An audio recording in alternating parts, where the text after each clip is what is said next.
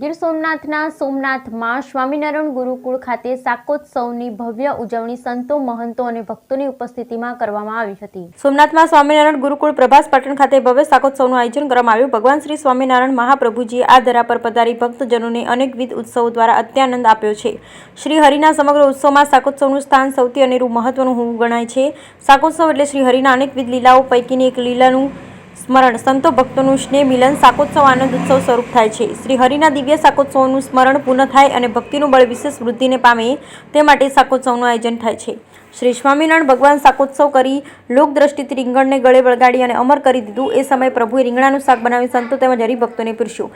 પ્રભુએ નિત્યાનંદ સ્વામી પાસે લાડુ બનાવ્યા અને એ પણ પીરસ્યા। 202 વર્ષથી ચાલી આવતી શાકોત્સવની પરંપરાથી સોડમ દરિયા પર પણ પહોંચી આ સભાનું संचालन शाह स्व राम स्वरूपदासजी द्वारा કરવામાં આવ્યું હતું। તેમજ આજની સત્સંગ સભાના વક્તા પદે શાહ સ્વ ભક્તિ કિશોરદાસજી રહ્યા હતા। 202 વર્ષ પૂર્વે શ્રી સ્વામિનારાયણ ભગવાને પ્રિય સખા ભક્ત સુરાખાચરના ગામ લોયામાં શાકોત્સવ કર્યો। એ લીલાનું આબેહૂબ વર્ણન કર્યું। રીંગણાનું શાક તો દરેક હરિભક્તોના ઘરે થતું હોય, પણ શાકોત્સવમાં બનાવેલા રીંગણાનું ઘીના વઘાર સાથેનું શાક એ શ્રી સ્વામિનારાયણ ભગવાનને પ્રસાદ રૂપ હોય, જેને મેળવવો એ પણ ભાગ્યની વાત ગણી શકાય છે। વર્ષો પૂર્વે લોયા ગામે સુરા ખાચરના ભાવથી શ્રી સ્વામિનારાયણ ભગવાન સ્વહસ્તે ઘીના વઘાર સાથેનું રીંગણાનું શાક શાકોત્સવ ઉત્સવમાં ફેરવાઈ ગયેલ છે। આ દિવ્ય પ્રસંગે પ્રભાસ પાટણ, વેરાવળ, કાદલી, સુરવા, મોરુકા, વાડલા, આકોલવાડી, બોરવાવ, ધાવા આદિ ગામોના હરિભક્તોએ હાજર રહી આ ઉત્સવને લાભ લીધો હતો અને અંતમાં મહાપ્રસાદ ગ્રહણ કરી હરિભક્તોએ ધન્યતા અનુભવી। સમગ્ર ઉત્સવનું આયોજન તથા સંચાલન સ્વામી ધર્મકિશોરદાસજી તથા શાહ સ્વ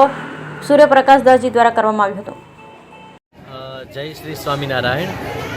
શ્રી સ્વામિનારાયણ ગુરુકુલ સોમનાથને આંગણે અતિ ભવ્ય અને દિવ્ય શાક ઉત્સવ આપણે ઉજવી રહ્યા છીએ, જેના માર્ગદર્શક એવા પરમ પૂજ્ય શાસ્ત્રી સ્વામી ભક્તિપ્રકા દાજી સ્વામી, જેઓ આ ઉત્સવના માધ્યમથી સમાજની અંદર અને દેશની અંદર એક એવો સંદેશો આપવા માગી રહ્યા છે કે જે ભગવાન સ્વામિનારાયણથી 200 વર્ષ પૂર્વે એવો સંદેશો આપેલો કે શાકોત્સવ એટલે કે જમણવાર છે, એમાં એક સમાજ ભેગો થાય અને ભેગો થઈ અને કંઈક એવા કાર્ય કરે કે જેનાથી દેશની અને સમાજની ઉન્નતિ થાય।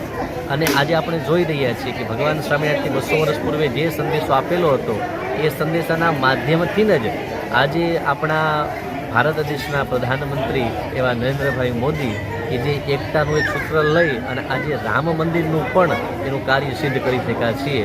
અને એવા કાર્યો ઘણા બધા સિદ્ધ થાય છે, જેમ આપણા ગામ અને સમાજના સિદ્ધ થાય છે, એમ દરેક વ્યક્તિના કાર્યો સિદ્ધ થાય એના માટે દિવ્ય શાકોત્સવનું આયોજન કરેલું છે। અને ભગવાન સ્વામિનારાયણના સંદેશને એ સિદ્ધાંતને સંપૂર્ણપણે એ આપણે સિદ્ધ કરીએ અને દરેક ભક્તો પાડી શકે અને આવે ખુશીથી પોતે બધા બેસે સત્સંગ કરે અને સાથે સાથે એક સાથે બધા ભોજન કરે।